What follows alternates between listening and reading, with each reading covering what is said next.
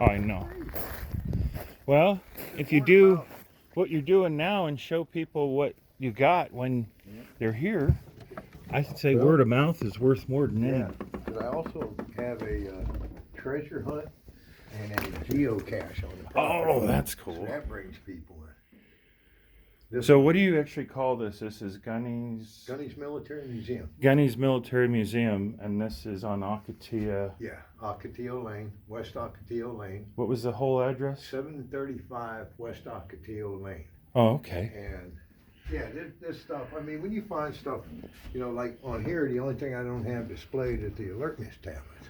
Oh. Amphetamines. Yeah. So, you know, I don't want to take a chance. The zippy tabs. Any good. And, Do you have the cyanide one here, or do they have no, that? that was World War II. Yeah, I was like. And there is still some floating around. I just actually. That's cool.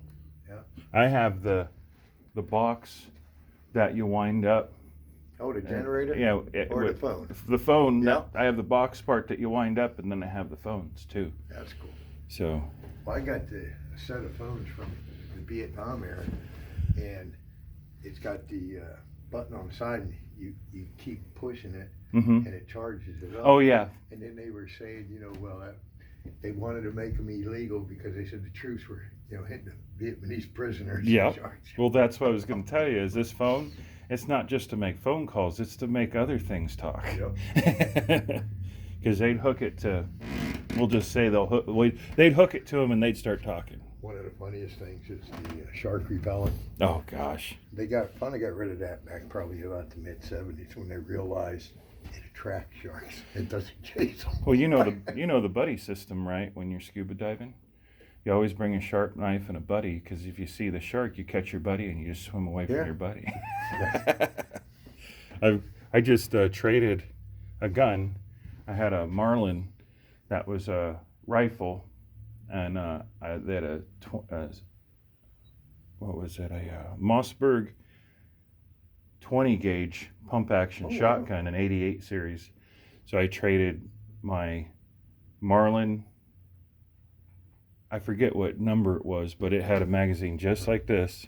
What's neat about these, all three of those pieces fit in here. Mm-hmm. Yeah, because it's hollow. And I laugh because you know an AR, you know, it's an automatic weapon of war. I said, check out my AR. Yeah. It's automatic. Exactly.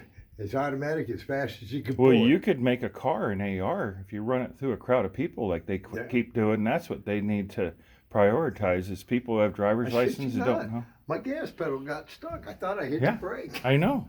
And it'll take out more people and it won't make any noise. And the uniforms I love is the ones where I actually get the name, who owned it, stuff. Right. And I put all the information up there. So, you know, there's a very nice World War I Navy uniform. Mm-hmm. And he was aviation.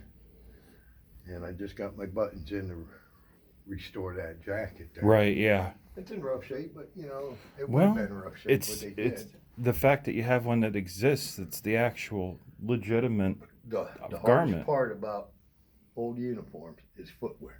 Yeah. Because most guys, you know, if they were comfortable when you got out, you kept them until they wore out completely. Oh, yeah. Or you threw them away. I've had pairs of boots that I've bought, and when I liked them, I'd say, well, I sold them 3 or 4 times. They're like, well, you bought them and then you sold them? I go, no, I resold them. I had a pair of jungle boots I got in the Philippines, and they were like walking on air. Yeah. So I went and I had them resold twice, but then the canvas finally rotted. Yeah.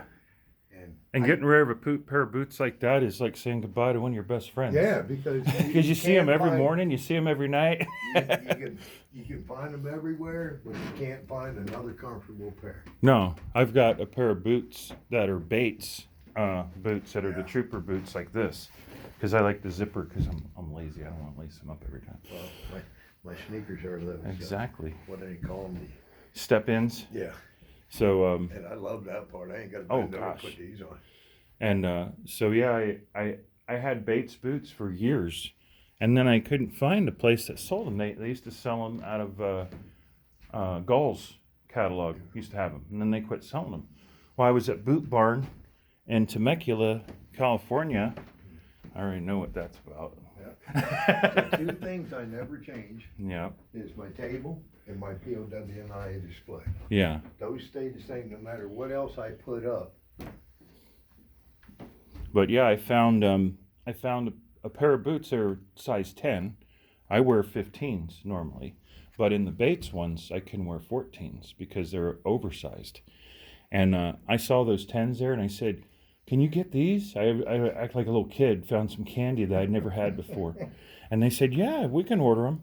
And they ordered me 15s because the other boots I bought the same day were 15s, and they were too big. I was like, I never have boots that are too big, so I was like, I better get the Thicker socks. I better get the yeah, I know. Better get the 14s in. And they just called me this morning and said, "Oh, we got your boots in." It took them 3 weeks. Yeah, this is now. These 2 are my. Now, these are actual U.S. Yeah, they're Air Force survival boots. Oh. What the Air Force used to carry in their bigger planes, it was called the Red Sled.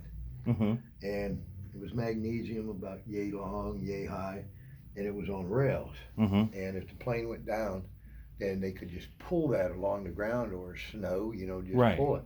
And it was full of survival stuff: shovel, axe, fire. It was made out of magnesium? Yeah. Could you imagine if you dragged that across the asphalt? You'd be able to find that thing immediately. What's left of it. Yeah, and I've only ever seen one come up for sale, but it was in frickin' Dover, Delaware, and I wanted it, but what are you gonna that's, do? Yeah. How much does it weigh? Not much at all. It's so frickin' lightweight. Really? Oh, okay. That, Well, I didn't know how thick it had to be. Yeah, it wasn't very thick, very lightweight. That's cool. But I just, now these 2 here, well, this is the one I used to wear when I flew. Mm-hmm. I used to fly in 53 helicopters. Oh. But this is Peter F. St. Germain Sr. and Peter F. St. Germain Jr. That's my uncle and that's my cousin. Oh. I've got about 20 uniforms that were family members. Right. So one day I'm just going to do all my family in here. Oh, that'll be cool. And this one I had fun. Space Force. You don't see too many of those around. No. And the lady retired and she donated that uniform.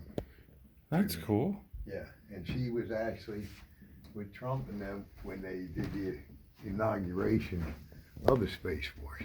Oh, okay. So it's just, I get little things like that and it's kind of cool. Yeah, because I would have thought that was kind of being funny, Yeah. That's, you don't hear about that hardly at all. That's kind of like that group of women that they had that would go bring the planes back. Oh yeah, the WASP. Yeah, I know 2 women that were actually part of that group that flew the planes back. There used to be, Betty Miller was a friend of mine. Well, still is, but I don't get to see her there because used to be a guy here in town, Richard Odom, and he was going to open up a WASP museum. Mm-hmm. I'm like, cool.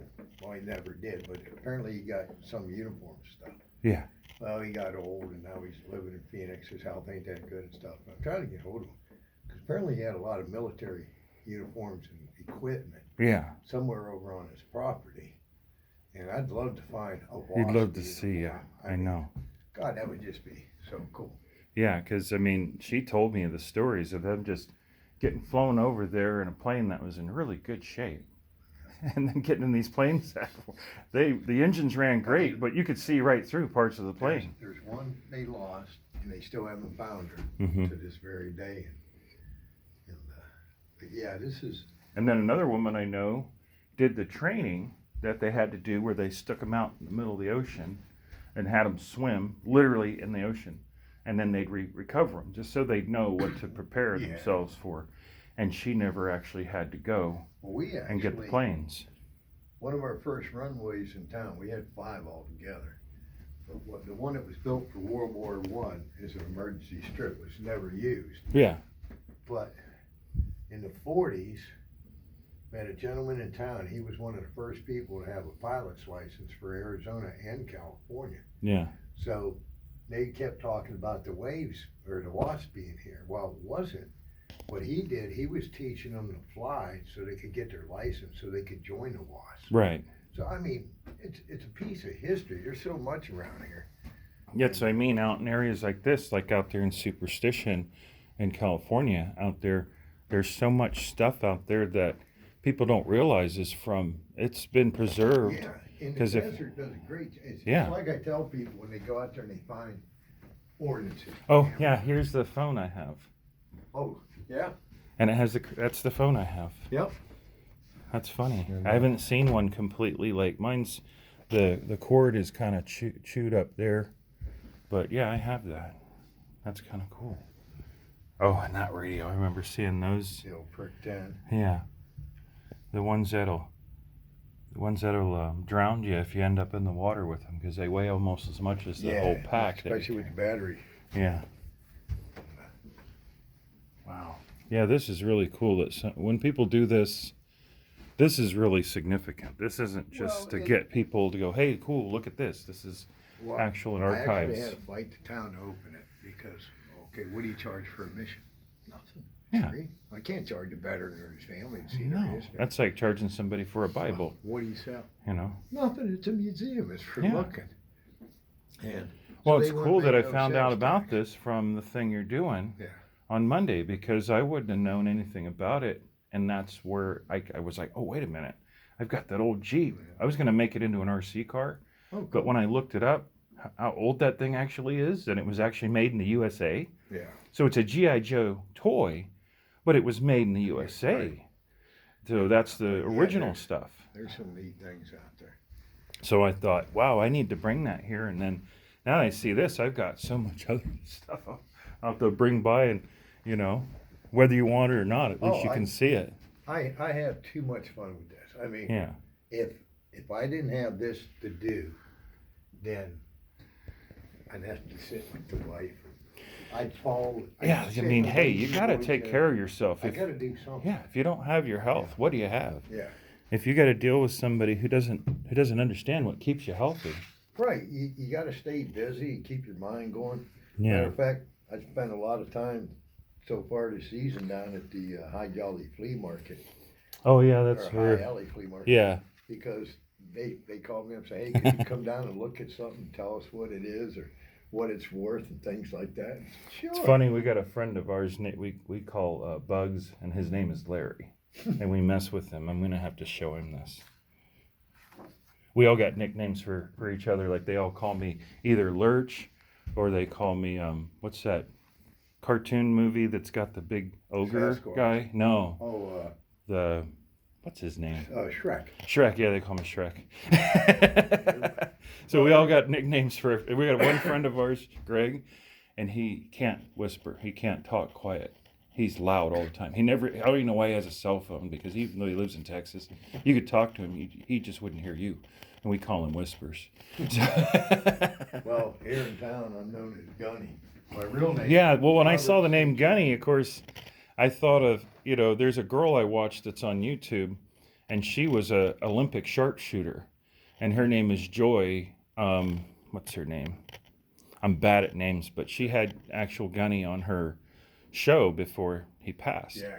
And yeah, and a lot of people don't realize what his actual significance was, other than in Full Metal Jacket yelling at the other guy that looks like me. Did you ever see the movie Purple Hearts that he's in? See, I've heard of that. I haven't seen it It's yet. a pretty good movie. Yeah. I mean, A lot of people said it wasn't a movie they appreciate that he was in because he was such a good actor.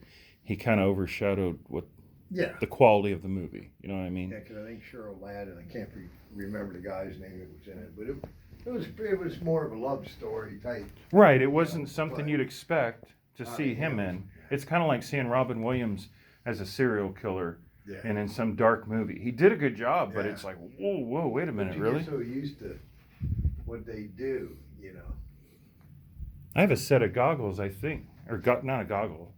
They're these green glasses that are made to deflect glare. And I wear them at night when I'm coming here, because I come from California, so I'm driving up Sherry Coast Summit. Everybody uses their high beams now. I think And then those stupid blue lights. Oh, the blue Oh lights. my God, they should be illegal. Well, see, ever since the pandemic, I think they started giving out driver's licenses in Cracker Jack boxes. And a lot of people don't even know what a Cracker Jack box is anymore. Looks like here during the summer, this place is great. Right now with the snowbirds in, you got to be careful, especially when you drive down in between the road, in between the washes. Yeah. they'll come flying on the razors and go straight across in front of you. I had 4 pull out in front of me. I slammed my brakes on, and the guy stopped and rolled down my window. I said, just to let you know. I says, in a fight, my truck weighs a lot more than your razor. It might and win. I'm gonna take you out. They both got 4 wheels, but mine's got bigger ones, and it's got a frame connected to it. Yeah, when I came into town Thursday night, I'm staying over off of Sunkist out in the middle of the desert. Oh, okay. And actually, I'm going to stop this now because I might say something